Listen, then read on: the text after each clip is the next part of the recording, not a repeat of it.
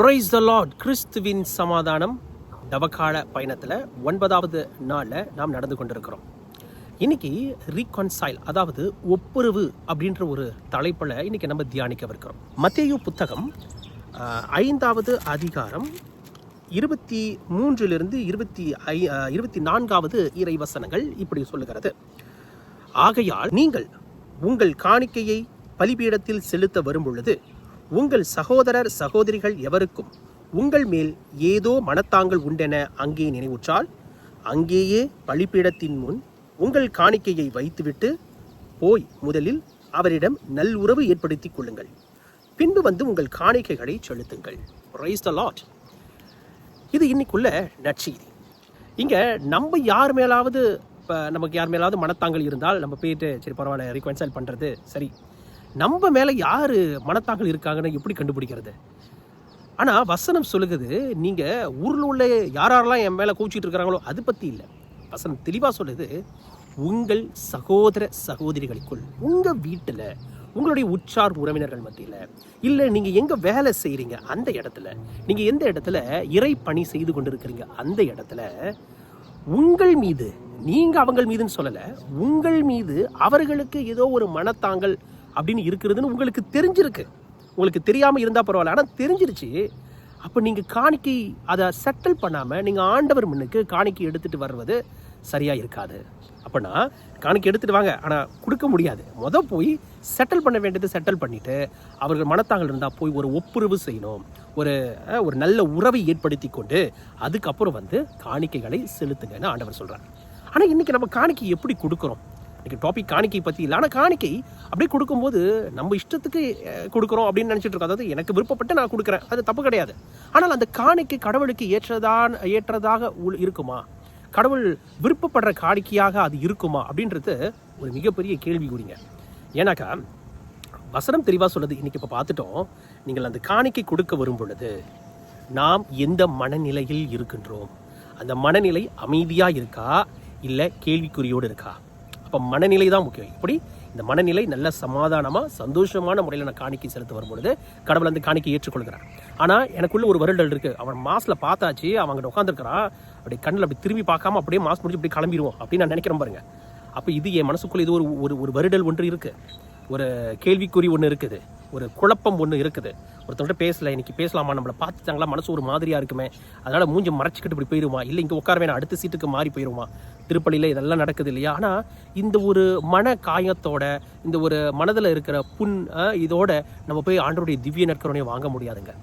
நமக்கு அந்த சமாதானமும் இருக்காது. நம்ம எவ்வளவு தான் ஆண்டவருக்கு காணிக்கை கொடுக்க நினைச்சாலும், மனமும் வந்து காணிக்கை கொடுக்க நினைச்சாலும் அந்த காணிக்கை ஏற்றுக்கொள்ளப்படாது.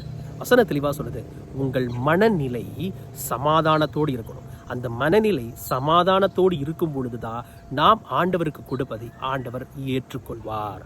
நம்ம மனநிலை சரியில்லாமல் இருந்தால் ஆண்டவர் அதை ஏற்றுக்கொள்ள முடியாது.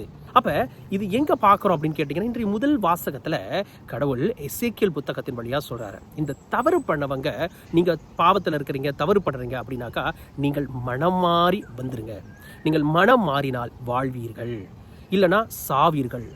எப்படி அப்போ தப்பு பண்ணிட்டு இருக்கோம் உடனே செத்து போயிடுறாங்களா அப்படின்னு கேட்டால் இல்லை. இதுதான் பைபிள் வசனம் என்றைக்குமே வந்து ஒரு ஆவிக்குரிய அர்த்தத்தை தான் நமக்கு சொல்லும். ஆதியாகமத்தில் பார்க்குறோம் இல்லையா, அந்த முதல் மனிதர்கள் ஆதாம் ஏவாள், ஆண்டவர் என்ன சொன்னார், இந்த பழத்தை சாப்பிடும்னாலே நீ சாவாய். ஆனால் சாப்பிட்ட பிறகு அவங்க சாவலை. இப்போ அவங்க யோசிப்பாங்க, ஆண்டவர் சாவருன்னு சொன்னார், எந்த சாவாக இருக்கும்? அது ஆவிக்குரிய சாவு, தூய ஆவியானவரை விட்டு விலகுதல். நம்ம கடவுள் நம்மளை ஊதி தானே நம்மளை படைச்சார், நமக்கு ஆத்மாவை கொடுத்தார்.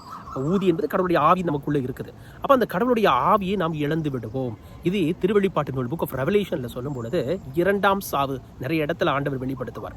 முதல் சாவு இந்த உடலுக்குள்ள சாவு, இது எல்லாத்துக்குமே வரும். ஏன்னா இந்த உடம்புல பிறந்திருக்கிறோம், இந்த இந்த உடல் மண்ணுக்குரியது, மண்ணுக்கு போகணும். ஆனால் 2ஆம் சாவுன்னு ஒன்று இருக்குது, அதான் அந்த ஆன்மாவுக்குள்ள சாவு. இந்த சாவு வந்துருச்சுனாக்கா அதோட முடிஞ்சது, அதோட நரகம்தான். இந்த சாவை வென்று பரலோகத்துக்கு போகிறது தான் ஆண்டவருக்கு முக்கியம். 2ஆம் சாவுன்னு சொல்லுவாங்க. அந்த 2ஆம் சாவு வரக்கூடாது. அந்த 2ஆம் சாவு வந்துருச்சுனாக்கா அது நரகத்துக்கு போகிறதுக்கு அர்த்தம். அதாவது ஆன்மாவுக்கு சாவு. இதை தான் ஆண்டவர் இங்கேயும் குறிப்பிடுகிறார் எசேக்கியேல் புத்தகத்தில். நீங்கள் வாழுகிற இந்த பூமியில் பாவியாக இருக்கிற நாம் மனம் மாறி ஆண்டவர் ஏற்றுக்கொண்டு நம்ம ரீகான்சைல், அதாவது இந்த ஒப்புரவு செஞ்சிடணும். ஒன்று, நாம் பழகிற மனிதர்கள் கூட யாராவது பிரச்சனை வச்சுருந்தா அவங்க கூட ஒப்புரவு, இல்லை நாம் செய்கிற அநேக பிரச்சனைகள், கடவுளுக்கு எதிரான பாவங்கள் இருக்குது, அதுக்கும் நம்ம ஒப்புரவு பண்ணிடணும்.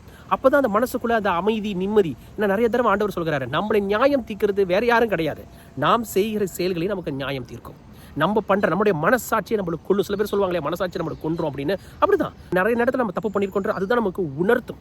அப்ப அதுக்கு நம்ம பதில் சொல்லணும் இல்லையா? அப்ப கடவுள் எதிர்பார்க்கறது இந்த உடம்பு சார்ந்த முகத்தை கிடையாது, உள்ளம். இந்த உள்ளத்துக்கு ஒரு கண்ணாடி என்பது இறைவார்த்தை. அப்போ எப்போதும் நம்ம அங்கே தான் செக் பண்ணிக்கணும்.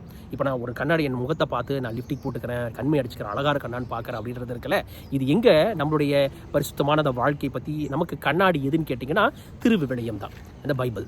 அந்த திருவிவிலியத்தை படிக்கும்பொழுது தான் தெரியும் நான் உண்மையான சரியான வாழ்க்கை வாழ்கிறேனா, ஆவிக்குரிய வாழ்க்கை வாழ்கிறேனா, ஆண்டவருக்கு உகந்த வாழ்க்கை வாழ்கிறேனா, அன்னை மரியாளை போல நான் மாறுகிறேனா, இயேசுவை நான் பிரதிபலிக்கிறேனா, இதெல்லாம் எங்கே தெரியும் அப்படின்னு கேட்டிங்கனாக்கா திருவிவிலியத்தை ஏந்தி அதை படிக்கும் பொழுது மட்டும்தான் தெரியும். அப்போ அந்த திருவிவிலியத்தை படிக்கும் பொழுது நமக்குள்ள ஒரு மாறுதல்கள் வரணும்.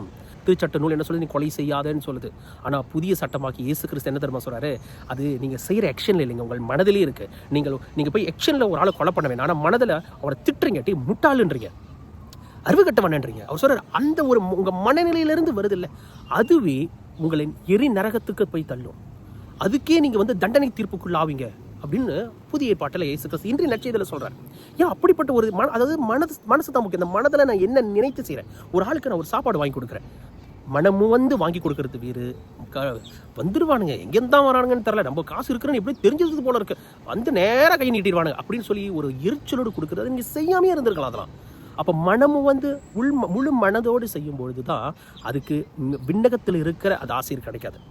கடவுளை இயேசு கிறிஸ்துவ நமக்கு சொல்லியிருக்காருல, மறைவாய் உள்ளதை காணும் தந்தையும் நமக்கு பிரதிபலன் அளிப்பார். இதெல்லாம் மறைவா இருக்கு, யாருக்குமே தெரியாது. நான் உள்ளுக்குள்ள யோசிக்கிறது யாருக்குமே தெரியாது, ஆனால் நான் உள்ளுக்குள்ள யோசிக்கிறது யாருக்கு தெரியும், என் இயேசு ஆண்டவருக்கு மட்டுமே தெரியும்.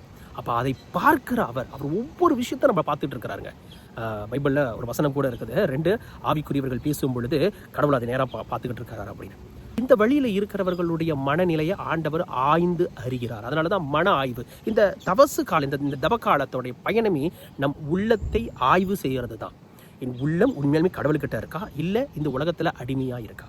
அப்போ நான் யாருக்கிட்ட நான் ஒப்புரவாகாமல் இருக்கிறேன்னா இன்னைக்கு செக் பண்ணுவோம்.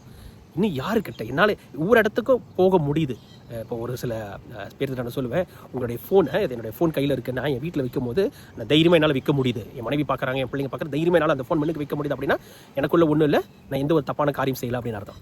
பாஸ்வேர்ட் கீன் பண்ணிவிட்டு யாருக்குமே அந்த பாஸ்வேர்ட் தெரியலன்னு வச்சுக்கோங்களேன், அப்போ எனக்குள்ளே ஏதோ மறைவாக ஒரு விஷயம் செஞ்சுட்டு இருக்கிறேன் அப்படின்னு அர்த்தம். எல்லாருமே அப்படி இல்லை, சில பேர் உங்களோட இம்பார்ட்டன்ட் வச்சிருப்பீங்க, ஆனால் அட்லீஸ்ட் உங்கள் மனைவிக்கு உங்களோட பாஸ்வேர்ட் தெரியணும் இல்லையா?